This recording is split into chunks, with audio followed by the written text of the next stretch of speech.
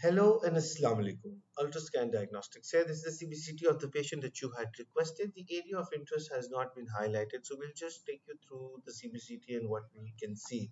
Starting with the upper right lateral incisor, on the transaxial view, you can see we've got a BDR with a periapical radiolucency, D1 quality bone around. We can see that there is inflammatory bone development around the radiolucency, 6 millimeters of width with approximately 11 millimeters of height.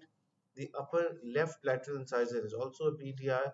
You can see we've got a developing periapical radiolucency with buccal bone obliteration because of the infection.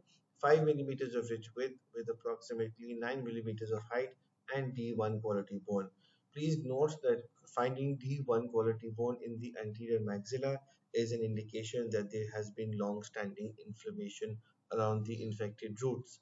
Now moving to the upper right region of the 5, you can see we've got um, D3 quality bone limited.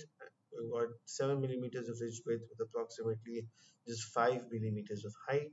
In the region of the 6, we've got again very limited bone, short height of the ridge, 8 millimeters of ridge width with just 5 millimeters of height.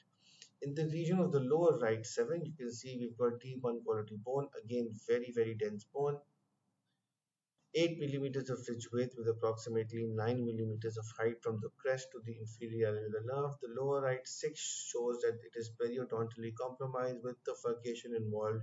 You can also see that there are calculi on the buccal as well as the lingual. We've got 10 millimeters of ridge width with 11 millimeters of height, D2 quality bone. The lower right 5 is also compromised. You've got PDL widening there. Moving to the upper left 6 region, the upper left 6 region has again limited bone, 8 millimeters of ridge width with approximately 5 millimeters of bone height, and the lower left 6 is severely periodontally compromised. We've got root resorption around the tooth. This needs to be evaluated very carefully because of the fact that how the bone is eroded. This pattern of erosion is not significant with periodontal bone loss. Hence, this needs to be evaluated very carefully and mindfully. We've got an approximate ridge width of 11 millimeters and a height of just 6 millimeters from the radiolucency to the inferior alveolar canal. Thank you very much.